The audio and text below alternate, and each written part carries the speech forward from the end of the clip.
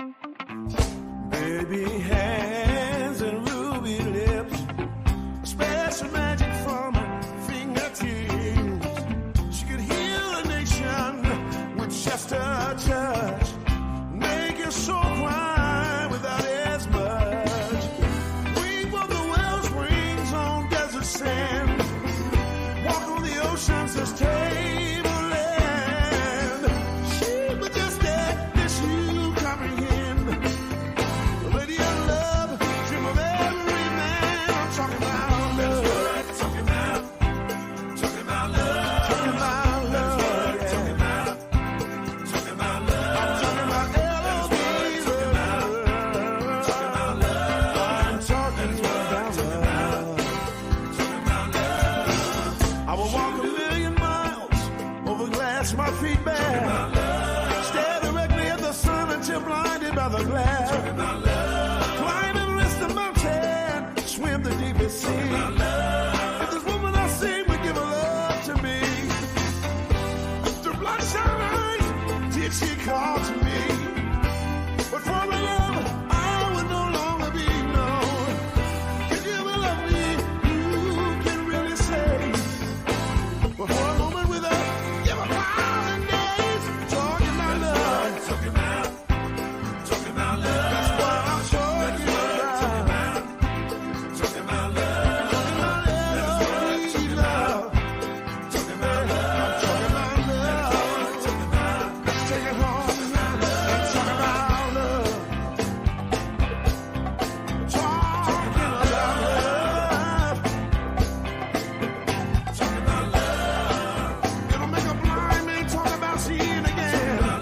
Make a crippled man think about dancing again. I'm a man in love, this you already know. And for my baby love, I will walk through the rain and the snow. Can you ever love me? Who can really say? For my baby's love, I can never walk away. Come on and play. Yeah, yeah.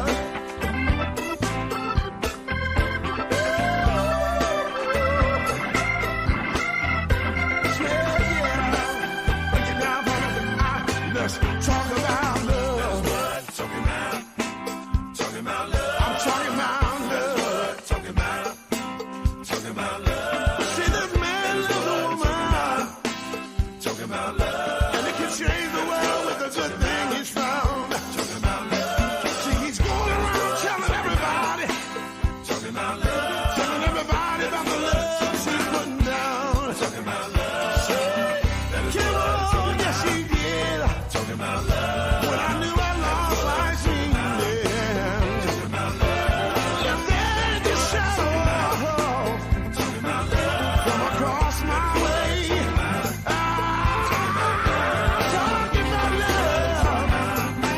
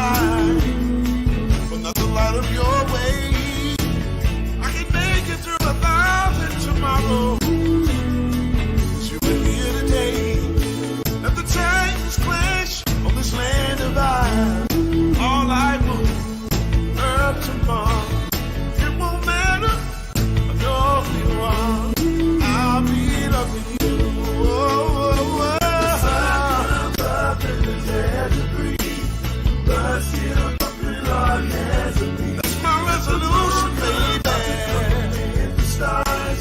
I'll be loving you. Oh, I'm still chicken at this anytime at all. So let the world come and let it cease away. I'll be loving you. The sun comes up and the air to breathe. But still something hard has to be. If the moon comes out to compliment the stars, I'll be loving you. If the clock's still ticking at the anytime, nothing you can do ever change my mind. So let the world come and let it cease away. I'll be loving you.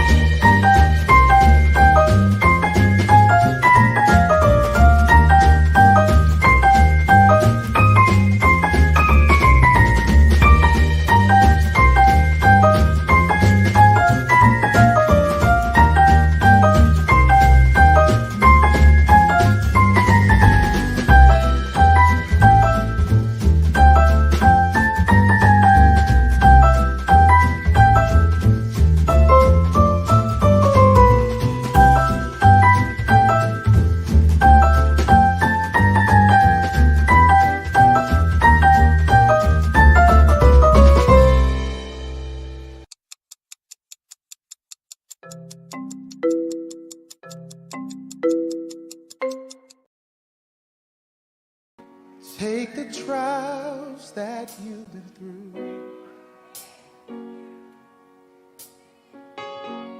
and all the times life made you blue.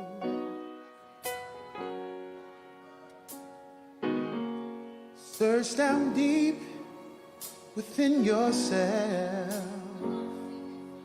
Oh, make it medicine for someone else, someone else. Share the joys you wish you know.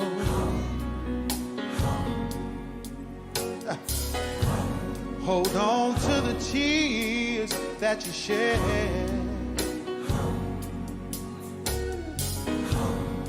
Bottle them with care as though for yourself. Oh, make it medicine for someone else, someone else. You gotta go on,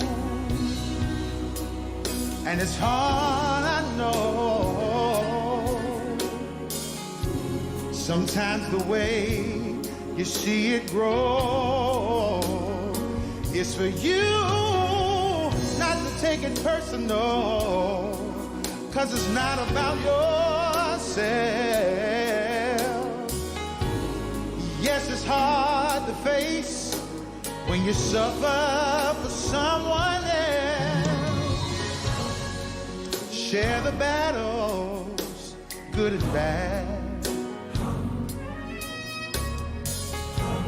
The hardest trials you've ever had.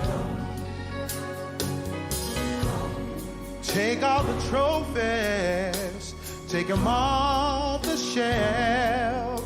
Oh, make it medicine for someone else, someone else.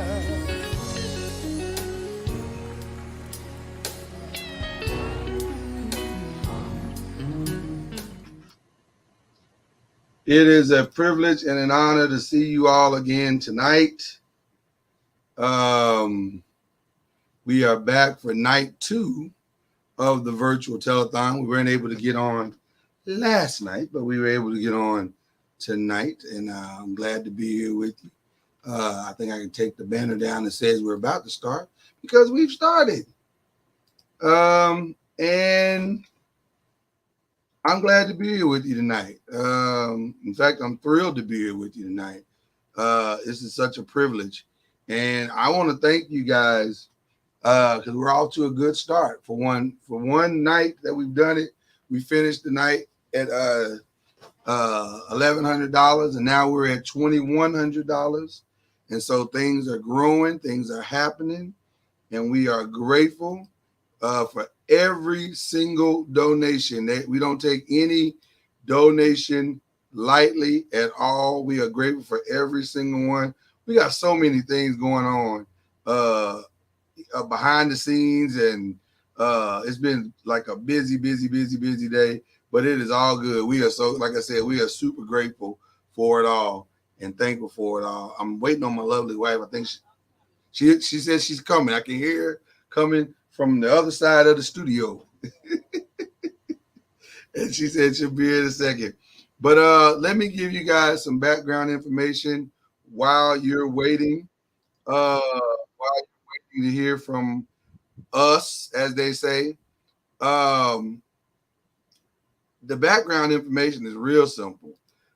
We have a documentary that's coming out that we're going to start filming on here soon, called The Last Note. And it is a powerful, powerful piece of film. And I say start, but we're really going to finish out The Last Note, because we've been working on it for quite some time now. Now we're ready to really get into it. And it's going to feature none other than Unc Noise. It's going to feature Unc Noise, and you're going to get a chance to see him in a way that you may not have ever seen him before. It's going to be so good.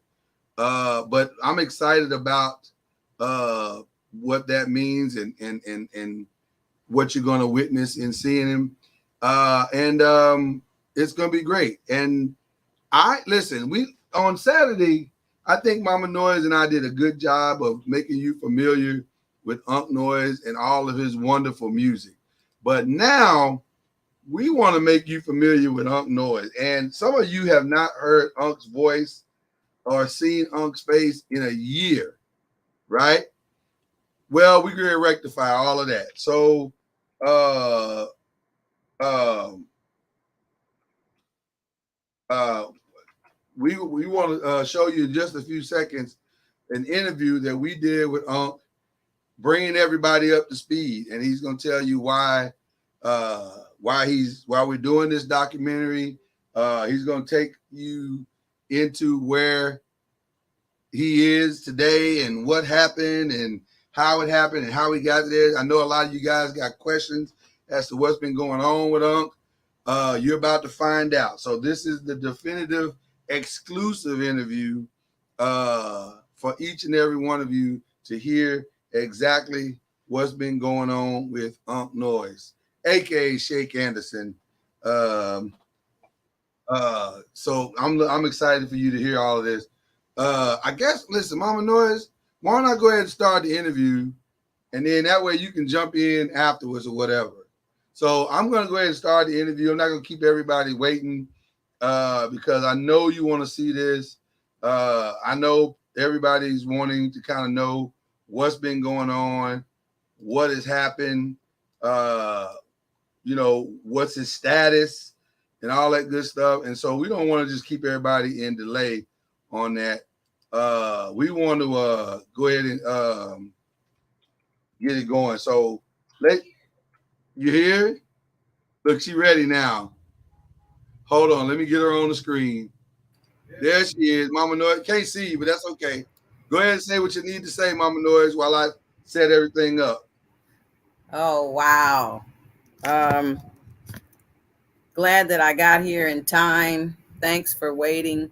So excited about the docuseries. It is definitely a docuseries that brings attention to live music. I don't think that it's kind of subtle. It's subtle, the type of things that's happening in live music. It's like you don't even know that. It's like, wow, we've been so accustomed to studio recorded music on the radios and streaming services and stuff. We don't realize that excuse me, we don't realize that live music is becoming part of the lost art form, that you're able to, just look at what's going on. The what's going on in the headlines is all this conversation about the AIs and how they're trying to take, use that to take over certain parts of the music industry. Well, if you can pay a robot to do it, then why should you, why do you pay live artists? But I really do think that the experience of live music is something that can't be copied. It is if all of you remember back when we used to when Milli Vanilli put everything on, everything was on blast with Milli Vanilli. When we found out that they were lip syncing, folks was like undone at the fact that, all this time we've been giving, watching these guys and buying their music and stuff, only to discover that they was lip syncing all this time. Well, I think that was a secret that the music industry didn't want nobody to know, is that that there are moments when folks lip sync. Dare I say, is back when I would watch what is it called? A Soul Train. I would get so excited watching Soul Train that my favorite artists are coming on there.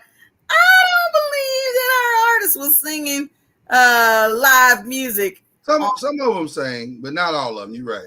But see, the fact that you said not all, that was enough right there for me to say, oh my gosh, are you serious? I was tearing up everything, trying to get in front of the TV, thinking I'm seeing a live artist, and then discover it was pre-recorded. So anyway, that's another reason why getting this movie, docuseries, out is so paramount. Listen, we won't delay anything any further. We got a great interview with Unc that we want to show you guys. in regards to what everything Mama Noise was just talking about. So here it is, our interview with a year in the making.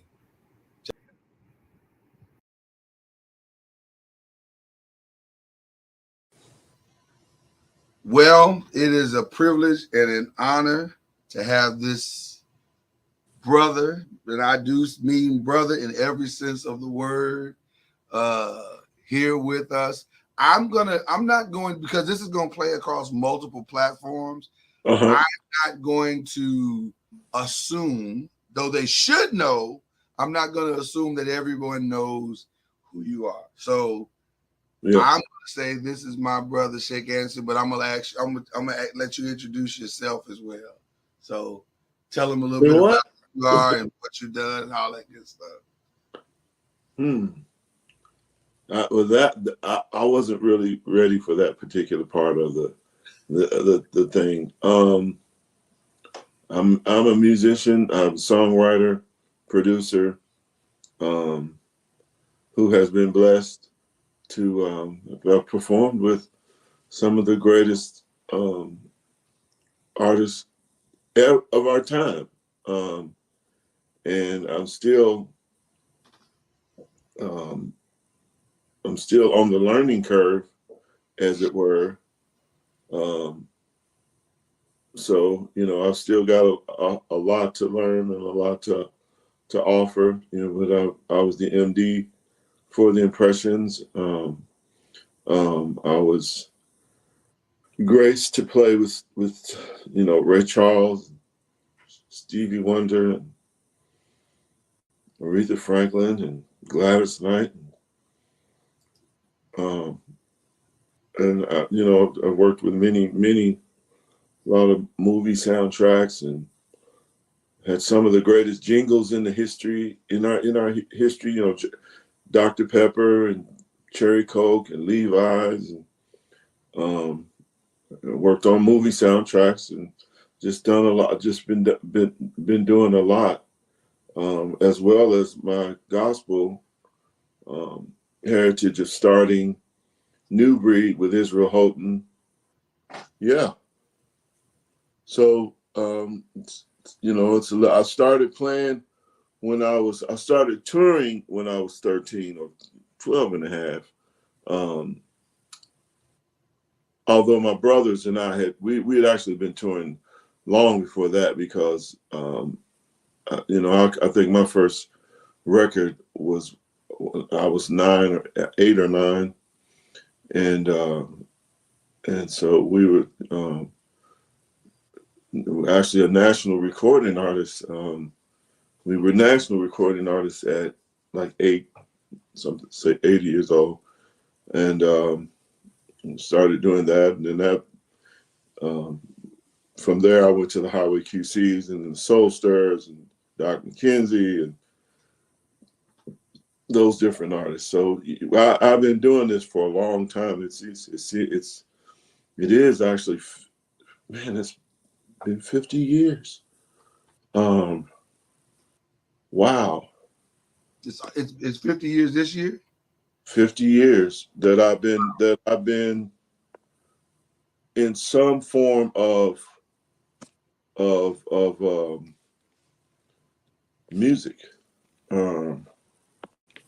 Wow. That's incredible, bro. I'm gonna dive right in. Okay. Because for those who don't know, this is we're doing a documentary on. Initially, the documentary started as a thing just about music and musicians that are, live music or whatever. But my brother here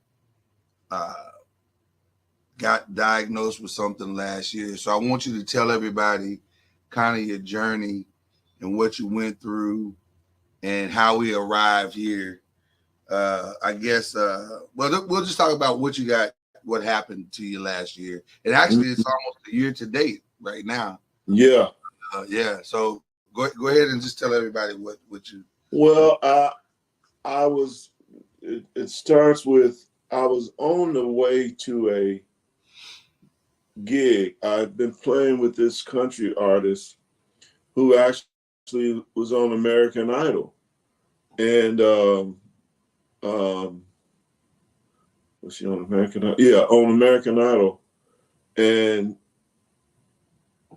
I was on my way to a gig, just feeling regular, but I noticed I hadn't felt regular. Like I was losing, I would say, my speech. Like a lot of my speech was departing from me, and there was a fog happening. So and like most of the times I was traveling, I would go with my wife and my son, because they would help me, get through the gig and everything. And so we were on our way to this particular gig, and my wife observed me driving in a way that I normally don't drive. I'm a very good driver. But she had noticed something and didn't like the way I was driving. So she had suggested that I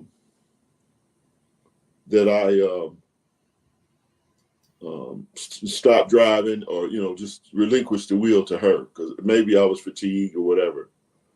And I argued with her. I said, no, I ain't driving. Because I was 30 minutes out of the gig. You know what I'm saying? I was all right. Right. And she said, no, you're not driving. And then I noticed, she noticed the way I was parking. It seemed odd to her. So, because I pulled into the gas station, but I didn't want to be on pump number 13. I just don't like pump number 13. I'm the same way. You know what I'm saying? I want a 3 or a 7. Yeah. You know what I'm saying? And so she didn't understand that. But anyway, to make a long story short, she refused to ride with me any further. So, of course, I had to, and I had mentioned to her that I was losing my words. I was losing my speech and cognitive, some of that stuff. Now, I had mentioned that to her maybe 2 or 3 days later. I was literally losing my words. I had, and so, but rather than seem ignorant or idiotic or whatever, I just didn't talk. So anyway, she insists on driving. I argue with her. We might have yelled or whatever back and forth, which I never yelled or anything. And then she insisted, well, here's the deal. If you gotta go, if you're gonna go to the hospital emergency room. And I knew it was really bad then. But anyway, I went with the hope of being able to do the gig. I was just, well, I'll only do it if I can do the gig.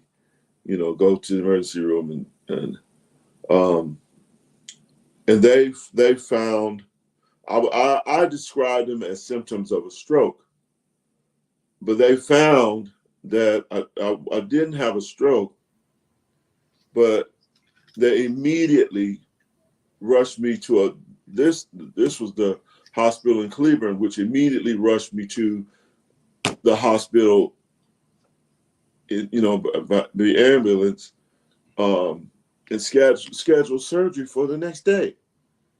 And it was a brain tumor that they found. It was a pretty good brain tumor, and then they found that it had metastasized. It's metastasized from my kidney to my brain. And then there was another spot that was the thyroid. and so it's since then. I still haven't gotten. I will say, I've got maybe 65%, 70% of my speech and my cognitive reasoning.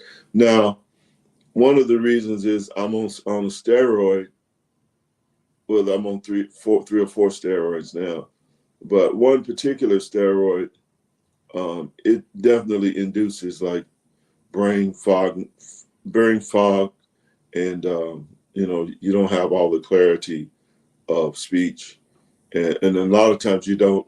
That's one of the reasons I haven't been doing the shows, because a lot of my reasoning, even if I could understand the question, I didn't always have the answer, and I didn't want to appear to be, just didn't want to appear to be ignorant or a dummy or anything like that. So I just I haven't been on as a result of that. And then the other thing was I was subject to. They make me tired. They make me really drained. And then the last part is they've since found one in, I think it was December, found another tumor on my brain. And then they found another tumor in February, I believe, which is, and they treated those two with radiation. But now I'm determined, I have what is determined as chronic cancer. And they still don't know where it's metastasizing from, because all of these tumors come from somewhere else or some other organ. So they still don't know what that is. And then as a result of that, I had a seizure. So then I couldn't drive anymore. And so I'm on this, I think it's an anti-seizure, it's an anti-seizure medication, which is a steroid also. And so it's, it's been pretty much downhill since. And my, I purposed that I wanted to get some things done before I checked out. And I don't know how much time I have. I'm not making out that I got, less than a year or anything like that. I don't know. I really don't know. But I know that I know right now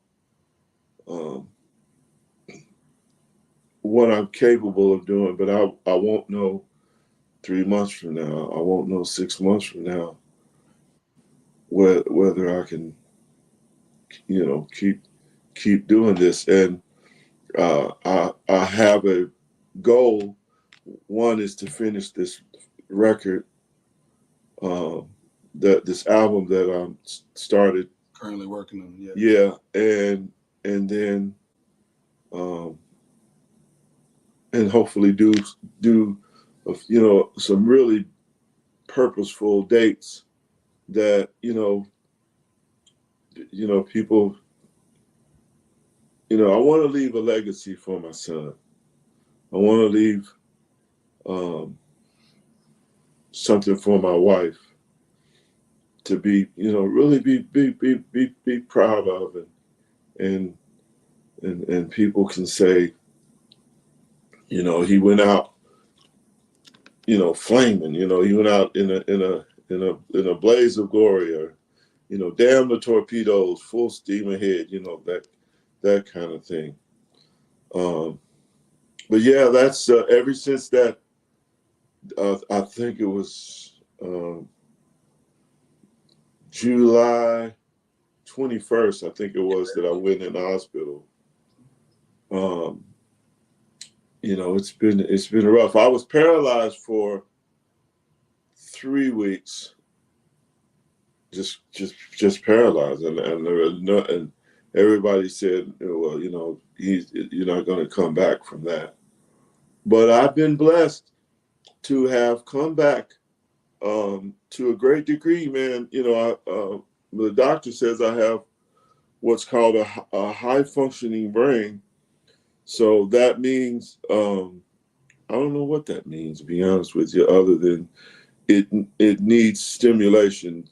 So playing has really been therapeutic. Yeah, man, it's really and it's amazing how the brain rewires itself. It'll find a path. If you it'll find the path. So it has to divert itself, or whatever the term is, and go in a different. But it would definitely will find a way to the things that you love to do. Yeah. I want to go back just a second. And you talked about the last year. Yeah. What has this last year been like for you? And then can you speak a little bit about what it's been like looking at your family as they deal with it as well? Well, it's been hard, man, because first of all, I'm used to going. You know, I've been more dependent on people, on other people. First and foremost, my wife. You know, I'm used to when I get an urge to drive, I drive. You know what I'm saying? I go. You know, yeah.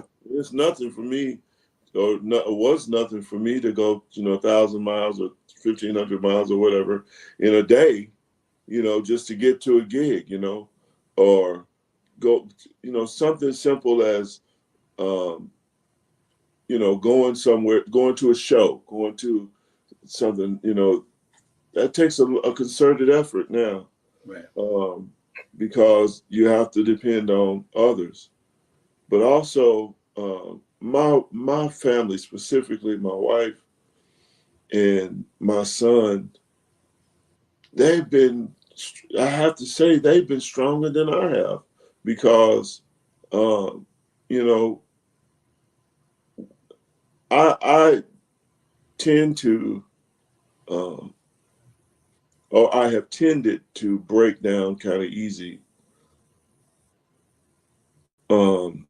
Not in self-pity or anything like that, but in the idea that, man, I don't have long to do this. I don't have, I feel like I'm definitely, for what, I feel like I'm at the end of it. But again, that's just not to say that God can't change the circumstances, or say that he won't, because I've certainly been through enough health challenges. Right. I've been through right the ringer when it comes to health, because I spent almost a year in the hospital in 2004. Right. And then the devil came back and tried to pinch me in 2011, and then now this has happened. So yeah, I'm well acquainted with suffering and stuff like that, and I've actually found it. I found it that I was blessed to be able to go through it, because Paul says, "Oh, that I know you in the fellowship of your suffering." He says it that way. And I never understood that until here recently. I really got it. Yeah. But yeah, my family has been, and even my brothers, and well, I won't say even my brother, my brothers have been, you know, more than accommodating. It's been amazing what the journey is, and you know, my Admiral and Gary and Greg and you know my sister Vanessa and Mona, they've all been really, really, really good. And Mona's having her own issues, you know, because she's had a lot of health challenges as well. But they've been really, really accommodating, man. I mean, extremely accommodating. So you know, my strength is, to be honest with you, is my family and friends. My you know, you, Ken, and Dwayne. You know, I can't say enough about him. Metcalf, my brothers, but my wife has been everything. You know, she's been literally. You know, because I've seen some people respond in a certain way, and I was like, you know, I'm kind of glad they're not in my, you know, I don't have to depend on them. You know what I'm saying? Because I know they wouldn't be there. Yeah, they would not be there. They would not have. You know, it would have been enough for 2 or 3 weeks. You know, yeah, we with you. You know, so and so. But no, they would be gone after that. Yeah. And these are all friends and my wife and everything that, you know, there's not a day that goes by she's not doing something to care for me. Yeah. And again, my son, I don't know, he might have broke down at one point, but I never saw it. I was gonna say, I'm sure he has his moments, but he doesn't. He just don't let you see it. I never saw it. Yeah. Now my wife has been, like I said, she's just been amazing, man. Pillar of strength, and she just keeps, you know, she helps me keep going, you know. That's awesome, man. I you know, we're at a really amazing place with all of this, if I could say it that way. It's probably not the right wording, but it's amazing in this regard. When I heard about all of this last year, I didn't handle it well. The initial call, I didn't handle well at all. I was, if I can be very transparent, I was terrified. Yeah, Right. Me terrified. Why you, bro? I'm going through it. Right. So, but I was terrified from a different perspective, because you are not just one of my best friends, but you're also one of my business partners. You're also one of my brothers, and we dream together. Yeah. And we dream in color. And we dream out loud.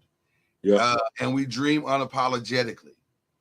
And hearing that initially terrified me, because I'm thinking to myself, but what about the dreams? Yeah. What about what we've talked about? What about these long car rides and phone calls and conversations and studio sessions and all of the things that we planned? That this can't be happening. And so for me, that initial, like, and when I say initial, I mean like the day. Yeah. It was stunning.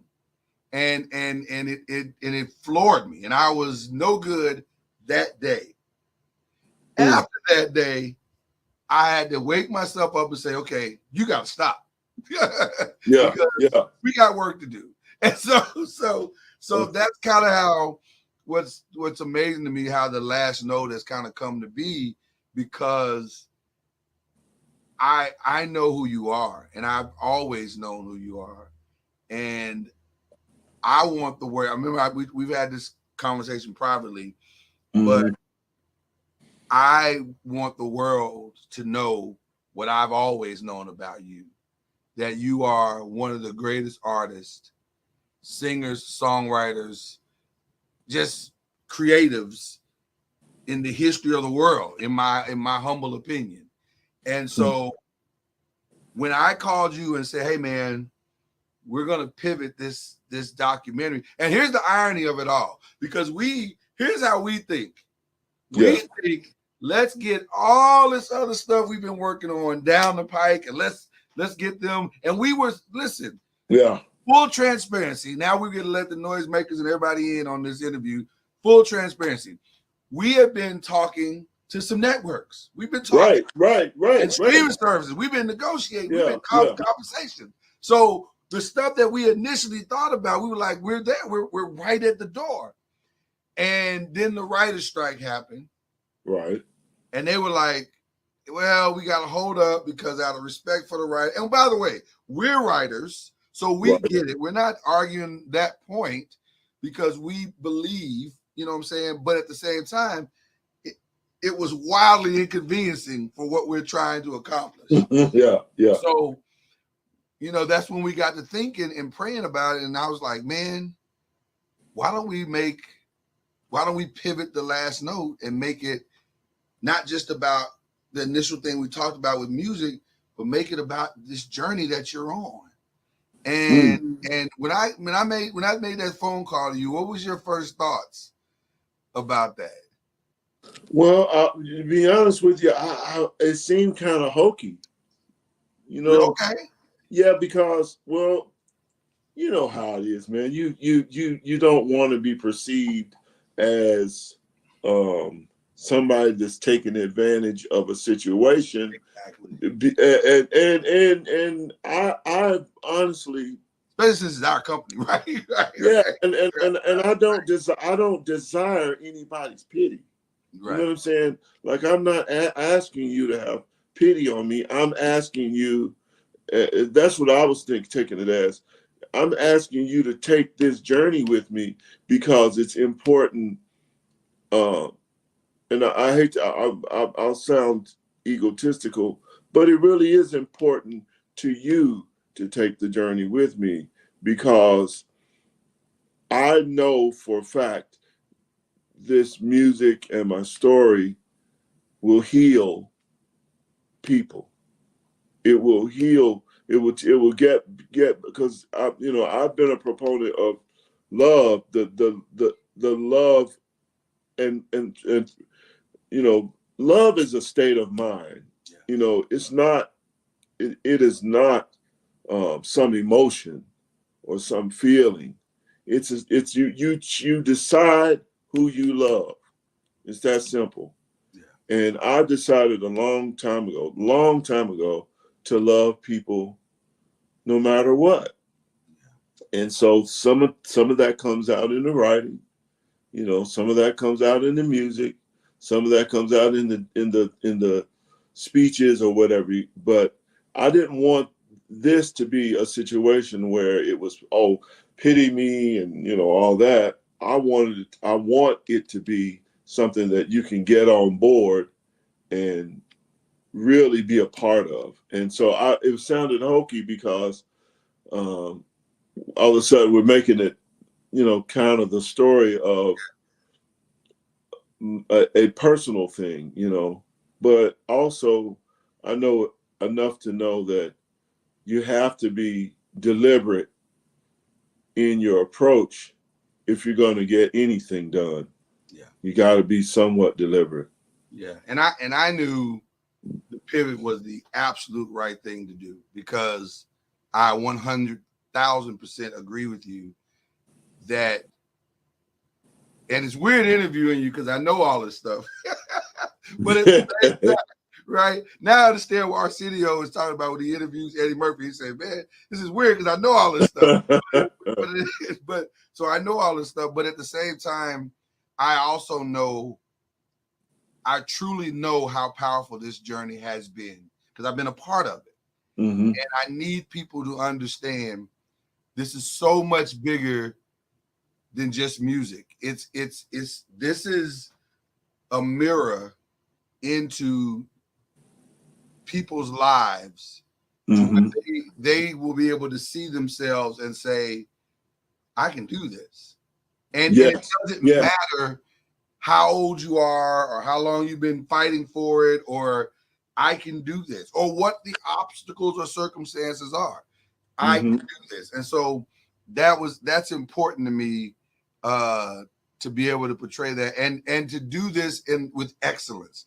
So, which is one of the reasons why we started the fundraising, the campaign, and all that stuff, because I wanted to do this with excellence. And there's just some stuff that we have planned and some people that are on board that we won't talk about now, but we're going to get into it soon. But you know they are. But they want to see this done in excellence as well. So when we're asking people to do whatever they're going to do, it's not that we're asking because we're just asking because it needs to get done, because Right. it needs to get done. So I'm not going to belabor that part, but I do want to ask this one final question for you.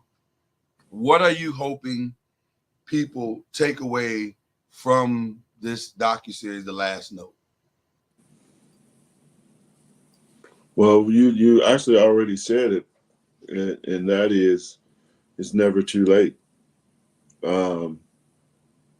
I was it's funny, man. I was talking with my son because he's become the sounding board, as it were, for everything that is Shake Anderson, as opposed to Sam Anderson or Sammy Lewis or anything like that. He's become the and he said something to me, and I had to think about it. He said, Dad, what is your legacy? And I said, man, I have to think about that, because I don't know that you ever really think about. I know I haven't. I've never really thought about what the legacy is. I just did the work. So in asking me that, I had to really, it was like an essay question or something. It was really, really, it was really tough for me to answer. But I said, I would like for my legacy to be, first of all, that I did excellent work. And when I say excellent, I don't mean it was perfect, but it was excellent. And then there's a certain thing that denotes excellence that does not mean it was perfect, but it was actually just right for the time, but it was also enough ahead of the time that it could withstand the curve and the curve or the bend of time, as it were. So that's the first thing. And then I said, I would like it to be something that when it's all said and done, this is a great, this was I would hope to be remembered as a great man. I would like to be, I love my wife, I love my children, I love the music that I write and produce. But more importantly, I would want to know that something I said or done would live on in perpetuity.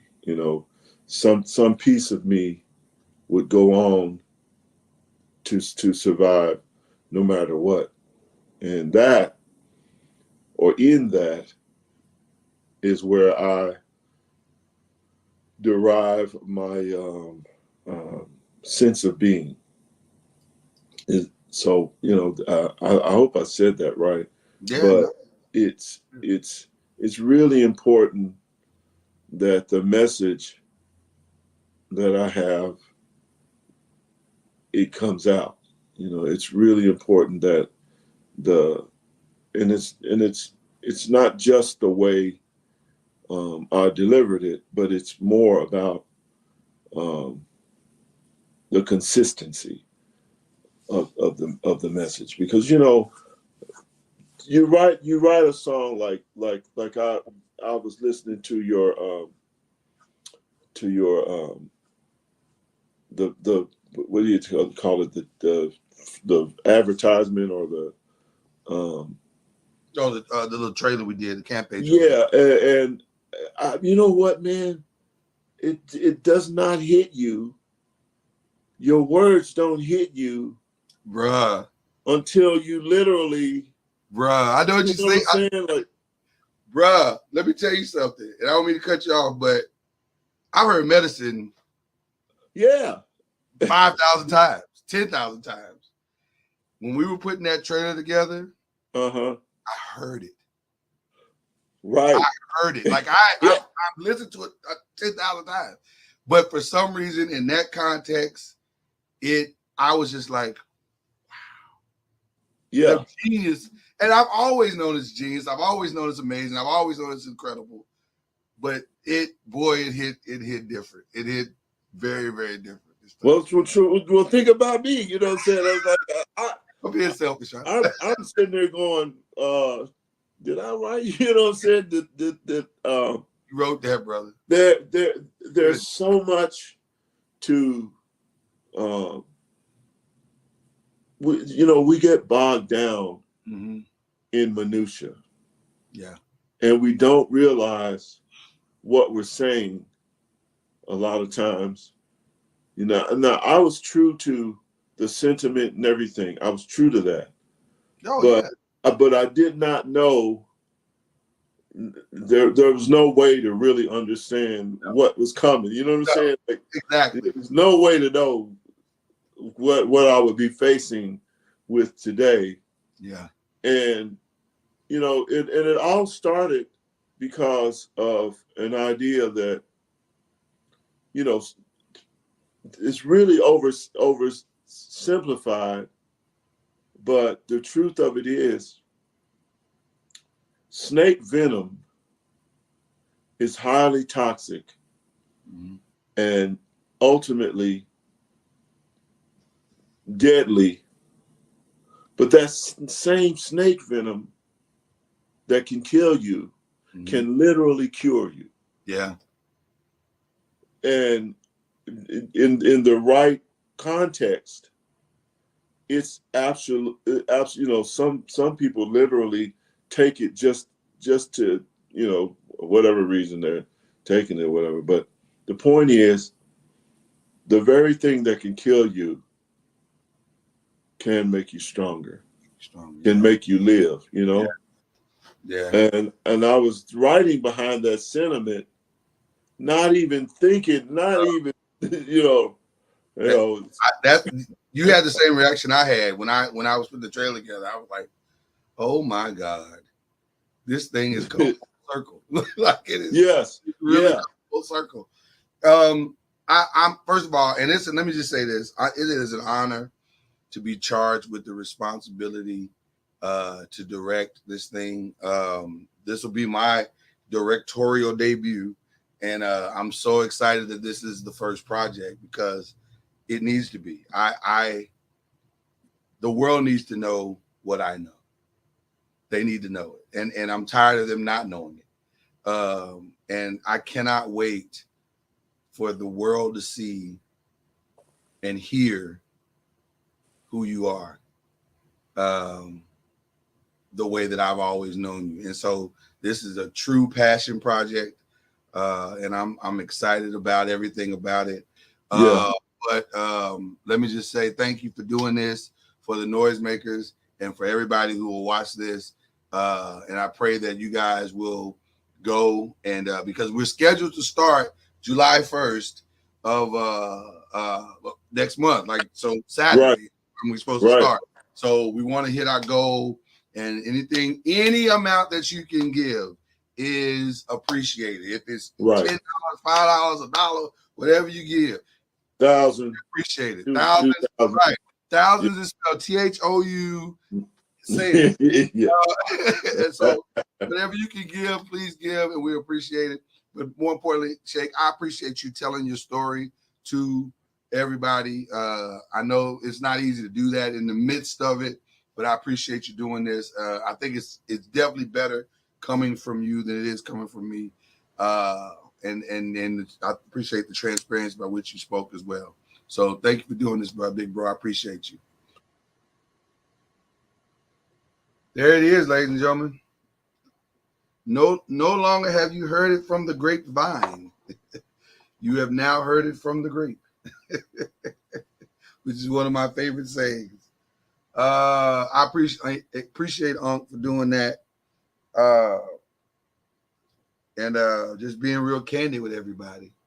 And listen, now I can full disclosure you, and Mama Noise can full disclosure you some things as well. Where my hat at? I feel naked without my hat. Okay, there we go. I feel now I can kind of share some things from my heart as well. As much as it has been difficult for I don't know what to do about that, Mama Noise. It ain't on my end, it's on your end. If y'all hear feedback, put it in the chat for me. I actually don't hear it, but that doesn't mean it's not happening. Mama Noise may be right. Take the try. We don't need that right now. Okay. I was gonna say, because you interrupted my thought. What's my thought? Oh, as much as it's been, a challenge, a tremendous, overwhelming challenge for the Anderson family. It ain't been a picnic to watch it either. And one day we'll get into the whole details of what we have been doing behind the scenes. But I will tell you this, one of the reasons why we pivoted the way that we did last year going into this year is because of what we were trying to do in concert with Unc Noise.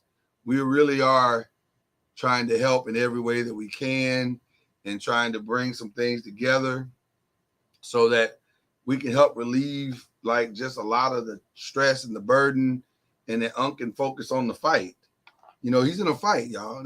Cancer, for those of you who have family that have gone through cancer battles or whatever, it's a real battle. It's not for the faint of heart. And you got to really bring it in order to get through it. And one of the strongest ways that you quote unquote bring it is your mind got to stay right. Your mind got to stay all the way right. So he has done that. And we're so proud of him. I'm so proud of him. And I'm so proud that he wanted to do this. Full disclosure, I kind of had to talk him into it a little bit. You heard him say it a little bit like, well, I didn't want it to be selfish. Man, it ain't selfish, bro. This is just the reality of your circumstances. And I think we should tell your story. And that's how I felt about it. And so I'm glad we're here. Listen, just like he said, all you got to do to donate is go to this website, type spot.fund/the-last-note, and you can donate, and no amount is too small. Right now, we are currently at $2,100, $2,100, and we are so grateful for those donations. And we believe that it's all going to come in. We're only trying to raise 25 grand. We're only, as they say, we only 25 grand short. We just 25 grand short. So we're going to believe God that it's going to come in on time. And some people have already hit us up and said, hey, man, we got something coming your way. We're grateful for that. And so we're just going to believe God for the whole thing to be here on time. And yes, some of this is done in concert. This is the beauty of having a nonprofit. Some of us is done in concert with our nonprofit. So you can write this off as tax deductible if you would like. That's completely up to you. So just hit us up, hit Mama Noise up. We'll get you the tax, whatever tax information that you have to write it off as tax deductible. So, Mama Noise, you got any thoughts on what you heard from our brother? It's emotional. Yeah, you've been emotional all day, if I can be honest. You've been Wow. emotional all day. Yeah.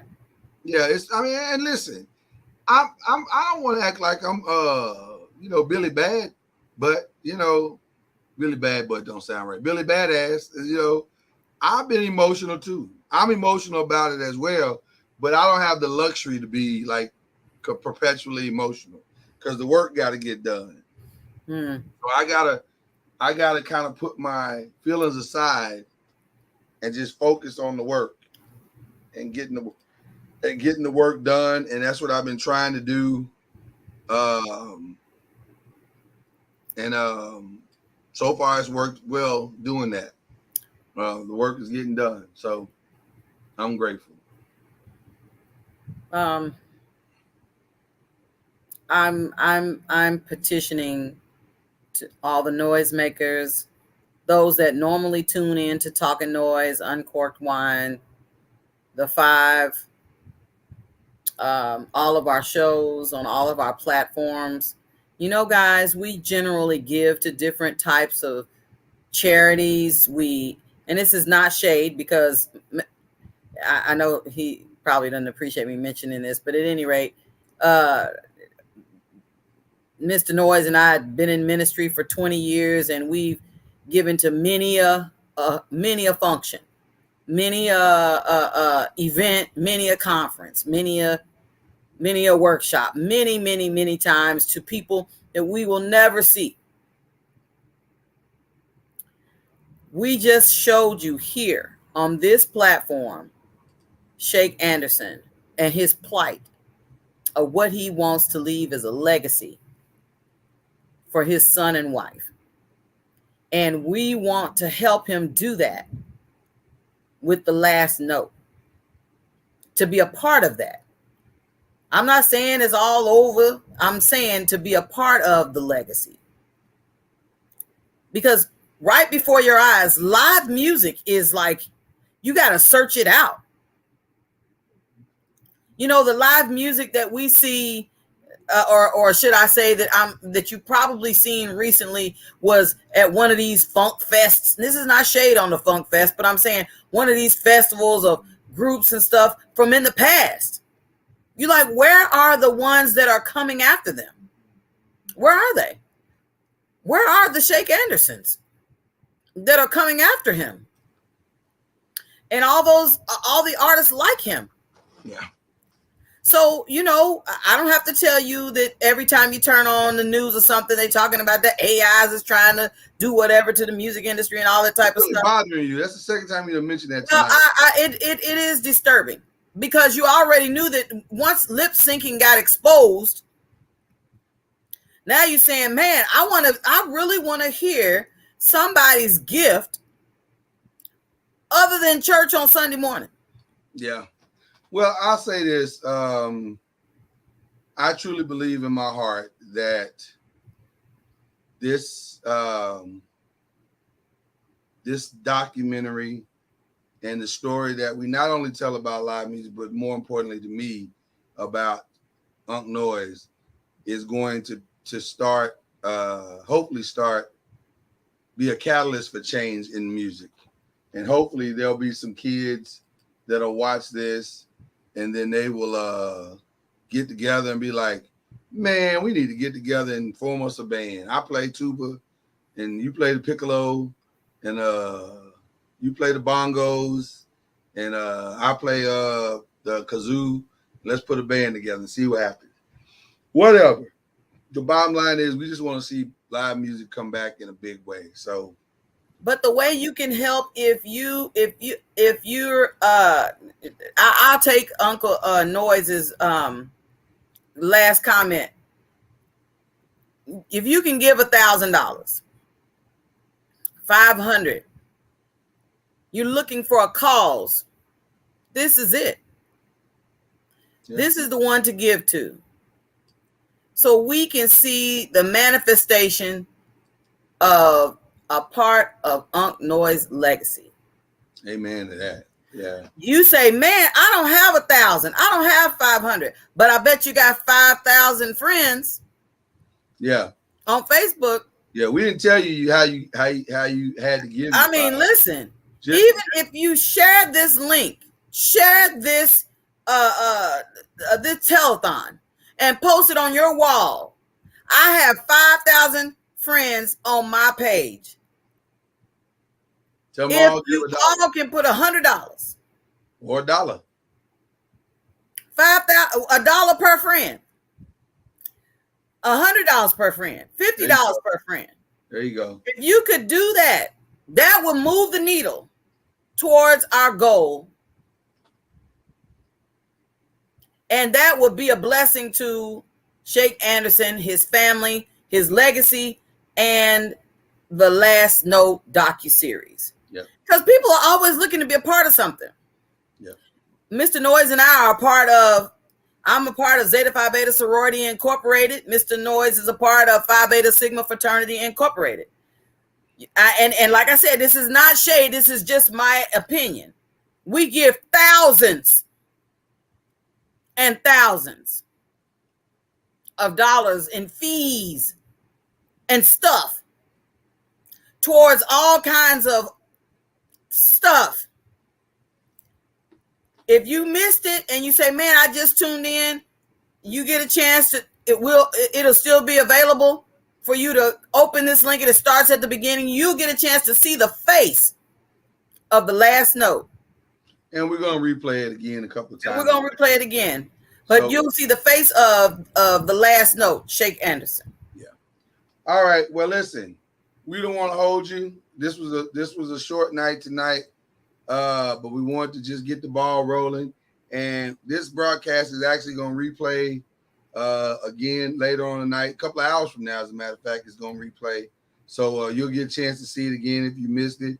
And it's the man himself telling you how he feels and what he's going through and what he's been through and all that good stuff.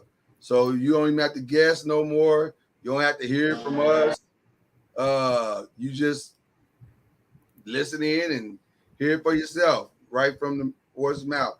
Also, if you're on TikTok, do us a favor and go like our post on TikTok about the Last Note. It just launched on TikTok about 15 minutes ago. And so we're just trying to do what we can, y'all. And, try to see how we can bring this thing to fruition. So we thank you guys so much. I think there's only really one way to close out, and that's with a Sheikh Anderson video. So, super thanks to everybody who's given up to this point. Yes. And so we're on our way. Yep. And so with that being said, hey, listen, let's enjoy some Sheikh Anderson. Sheikh, you're good for sound check.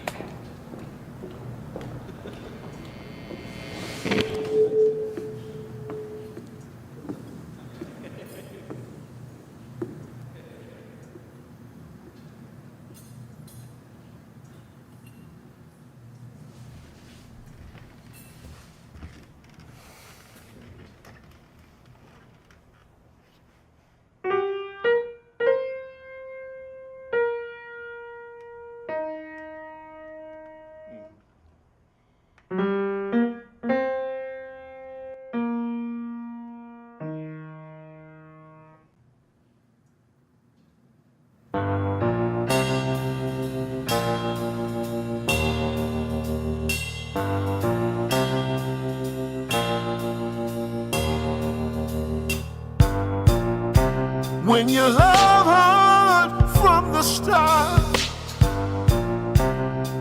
no fairness comes into play. There ain't no amount of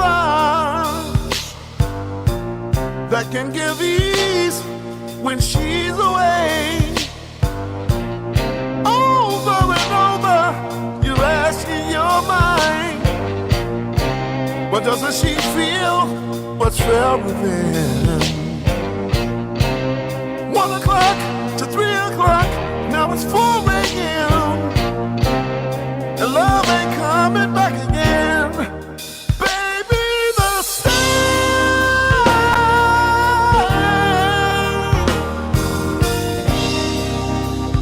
never goes away. When you're in too deep, you're just in too deep, too deep.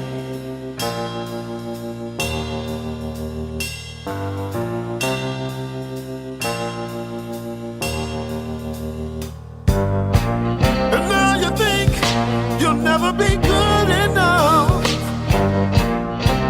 How dare you dream of love that way? You don't think you'll ever hold it again. True love is never coming your way. Baby, the sun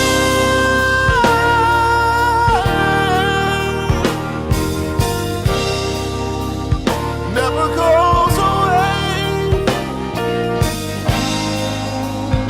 When you're in too deep, you're just in too deep. And sometimes the pain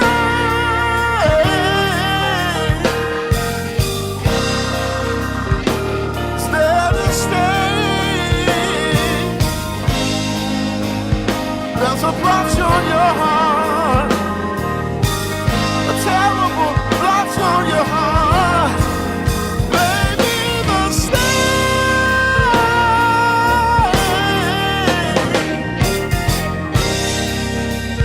never goes away. When you're in too deep, you're just in too deep. There's a stain on your heart. Oh yeah, yeah, yeah, yeah, yeah, yeah. There's a blotch on